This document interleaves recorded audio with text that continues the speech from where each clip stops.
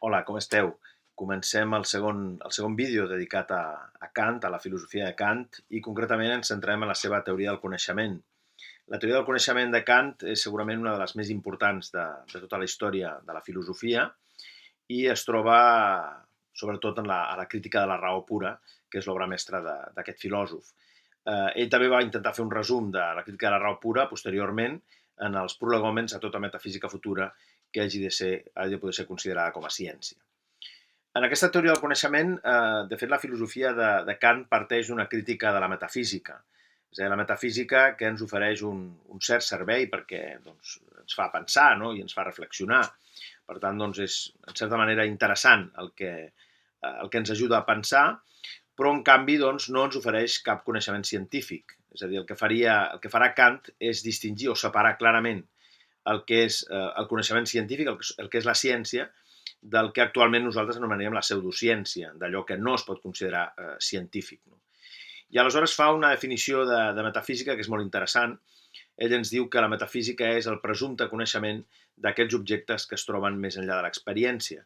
Tradicionalment, aquest coneixement s'havia centrat en el concepte de Déu, de l'ànima i del món com a totalitat. Aquests eren els tres grans temes de la metafísica, segons la filosofia de l'autor Christian Wolff, que és un autor racionalista, també de la Il·lustració, al qual Kant combatrà amb la seva filosofia.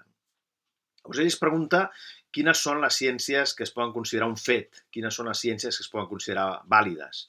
I ell considera que són bàsicament dues, les matemàtiques i la física.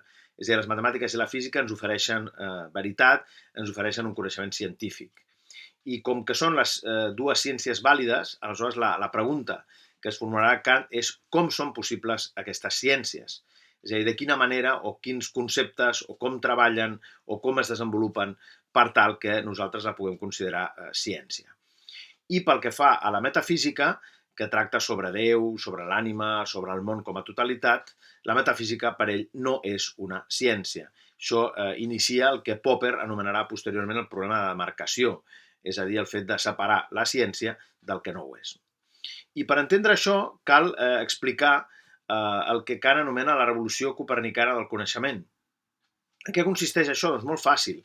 És a dir, fins ara tot el nostre coneixement havia estat regit pels objectes, havia estat regit per les coses. Recordeu una mica Aristòtil, no? Aristòtil deia que nosaltres podíem arribar a conèixer l'essència de les coses, la forma substancial que es trobava en les substàncies i, per tant, aquesta essència es trobava dintre de la realitat. Llavors, Kant vol canviar aquest punt de vista i suposem que els objectes han d'adaptar-se al subjecte. Per tant, si els objectes han d'adaptar-se al subjecte, vol dir que el subjecte és el centre del coneixement. És a dir, allò que abans s'havia centrat en l'objecte, ara gira a favor del subjecte. Aquesta idea és una idea que, de fet, si us hi fixeu, ja des de Descartes s'havia pogut veure, no? És a dir, el jo com a centre, el jo com a primer principi del coneixement. Però Kant hi afegeix alguna cosa més. És a dir, en el cas de Descartes era una filosofia racionalista, però en el cas de Kant serà una filosofia que intentarà aplegar el millor del racionalisme i el millor de l'empirisme. El que farem ara serà parlar precisament, un cop feta aquesta introducció sobre la crítica de la metafísica, començarem parlant del que són els elements del coneixement. I per explicar els elements del coneixement hem de partir d'una frase molt famosa de Kant, de la crítica de la raó pura, que diu que tot el nostre coneixement comença amb l'experiència, però no per això s'origina tot ell en l'experiència. Aquesta frase ha de quedar molt clara, és una de les frases més importants segurament de la història de la filosofia. Tot el nostre coneixement comença amb l'experiència. Això és veritat perquè, evidentment, sense experiència no tenim coneixement. I allò que rebem a través dels sentits diríem que és la porta d'entrada del nostre coneixement. Per tant, tot el nostre coneixement comença amb les sensacions, podríem dir, per entendre'ns. El que anomenarà les intuïcions empíriques, diem que tot el nostre coneixement comença amb les sensacions. Aquí, clarament, Kant estaria al costat de Locke, de Berkeley, de Hume, no? Dels empiristes clàssics. I aleshores, la segona part de la frase diu, però no per això s'origina tot ell en l'experiència. És a dir, nosaltres rebem continguts a través dels sentits, això és un fet, però alhora nosaltres posem alguna cosa nostra. És a dir, rebem continguts a través dels sentits, però alhora posem alguna cosa nostra. Per tant, el coneixement és, diríem, una síntesi d'allò que ens ve donat, per una banda, i d'allò que nosaltres posem per una altra. Per tant, allò que nosaltres posem és el que Kant anomenarà les formes a priori. Concepte complicat, no? Llavors, ara veurem què significa l'expressió a priori. A priori vol dir independent de l'experiència. Per tant, a priori significa allò que nosaltres posem per entendre el món. El món és, diríem, allò que rebem a través dels sentits, és caòtic, és desordenat, però la nostra ment hi posa alguna cosa. La nostra ment és aquella que introdueix una sèrie d'estructures per entendre el món. Si nosaltres mirem un quadrat, no? I mirem un quadrat amb línies discontínues, evidentment allò que estem mirant són línies discontínues. Però nosaltres no veiem línies discontínues, veiem un quadrat. Per tant, veiem una unitat. Recordeu la idea aquella de substància, la idea aquella de la rosa, no? O la idea de la poma. Nosaltres veiem una poma. No és només un conjunt de sensacions, sinó que hi ha alguna cosa que jo poso per poder entendre aquest conjunt de sensacions. I aquesta és la gran aportació de Kant. És a dir, aquestes formes a priori, que són les estructures que ens ajuden a ordenar la realitat i a entendre el món. Per això diem que hi ha l'a priori, que vol dir independent de l'experiència, i per altra banda, la posteriori, que vol dir allò que depèn dels sentits. Per tant, l'a priori serà l'herència racionalista, allò que posa el subjecte. Recordeu l'exemple de la cera, no? de Descartes. El subjecte veu que clarament allò és cera malgrat els canvis, però per altra banda hi ha allò que ens ve donat, que és l'herència empirista, és a dir, diríem la matèria del coneixement o l'element a posteriori. Per tant, distingim a priori independent de l'experiència, a posteriori que depèn de l'experiència. Prenem un exemple. Tot canvi ha de tenir una causa. Estem d'acord? Estem d'acord que tots els canvis han de tenir una causa. Llavors, si mirem aquest enunciat, ens adonarem que aquí hi ha dos conceptes molt importants. Per una banda, el canvi i per altra banda, la causa. Molt bé.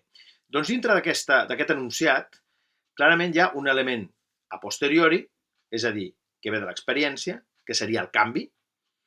Veiem canvis, observem canvis en el món real, no? Ens adonem que les coses canvien, però per altra banda, també hi ha una causa, és a dir, allò que jo poso per entendre els canvis. No? Per entendre els canvis, és a dir, doncs, aquest canvi s'ha produït, no? S'ha caigut, recordeu l'exemple aquell de l'esborrador, s'ha caigut l'esborrador a terra perquè jo l'he llançat. És a dir, hi ha una causa, i la causa és allò que jo poso. Evidentment, aquí hi ha una diferència amb Hume, que després doncs, la aprofundirem, que és que Hume deia, això el principi de causalitat no té cap sentit, l'únic que hi ha és un fet A i un fet B. Kant diu, el principi de causalitat té tot el sentit, perquè nosaltres posem el concepte de causa per poder entendre els canvis que tenen lloc en el món. Clar, aleshores, segons això, si diem que hi ha un element empíric i un element a priori, un element a posteriori i un element a priori, canvi, element empíric, causa, element a priori, existeix un coneixement universal i necessari. I aquest coneixement universal i necessari el posem nosaltres. És a dir, és cadascun dels subjectes, diríem, tots els subjectes humans, que posen d'ells mateixos aquesta estructura subjectiva per poder entendre el món. Per això, segons Kant, el coneixement no té un valor probable, no és un escèptic, sinó que és un criticista.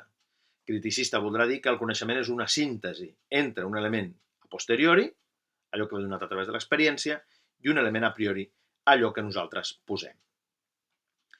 Per tant, evidentment, Kant diríem que té un component empirista molt important, perquè les sensacions són el punt de partida, però per altra banda, clarament hi ha un component racionalista, perquè aquestes sensacions totes soles no serveixen per res, sinó que som nosaltres qui posem i qui ordenem aquestes sensacions des d'un punt de vista més aviat universal. I Kant es formula la següent qüestió. Quins són els elements a priori del coneixement? Quines són les formes a priori del coneixement? Quines són aquestes estructures que a mi em serveixen per entendre el món? I això dona lloc, clarament, a el que s'ha anomenat la seva investigació transcendental.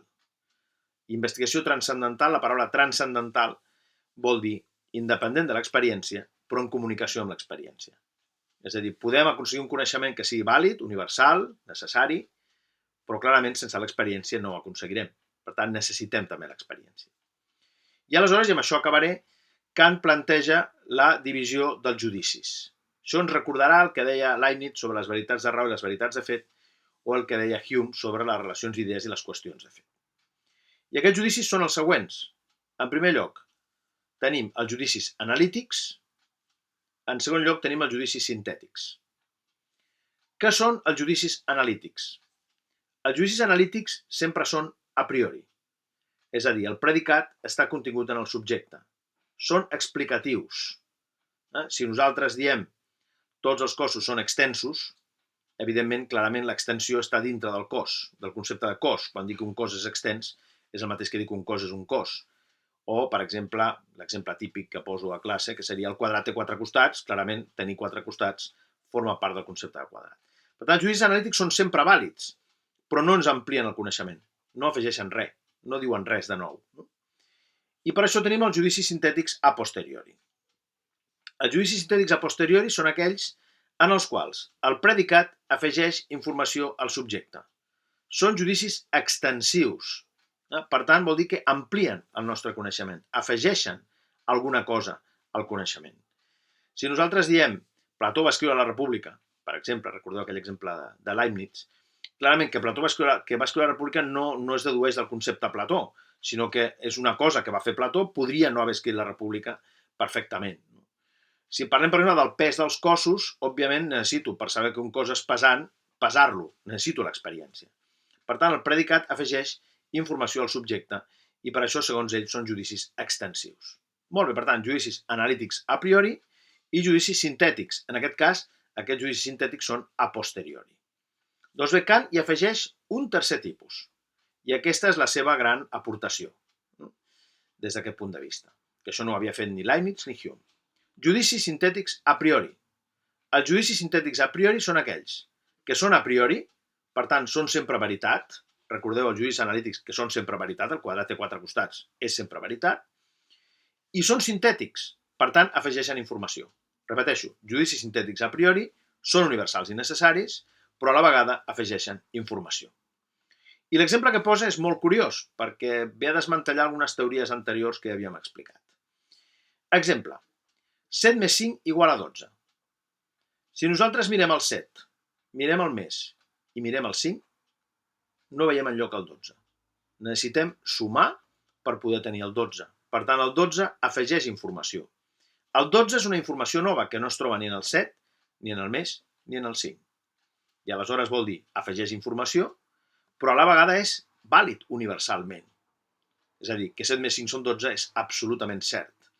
És curiós perquè aquest exemple, altres autors diran que això no pot ser un judici sintètic a priori, sinó que hauria de ser analític. Però Kant el que diu és que sí que realment amplia el coneixement. I per això, quan fem un problema matemàtic, doncs sembla que estiguem fent alguna cosa nova. Sembla que estiguem aportant alguna cosa nova. I és ben cert. Mireu, 7 més 5 igual a 7 més 5 no és el mateix que 7 més 5 és igual a 12. El 12 afegeix una informació nova que no es troba ni en el 7, ni en el més, ni en el 5. I això per ells són els judicis sintètics a priori. Aquells que afegeixen informació nova, però alhora són universals i necessaris. Són absolutament vàlids.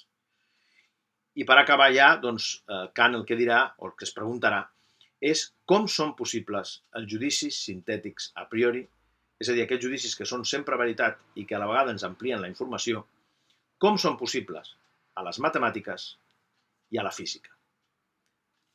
Això serà la crítica de la raó pura. Explicar de quina manera les matemàtiques i la física treballen amb aquests judicis sintètics a priori.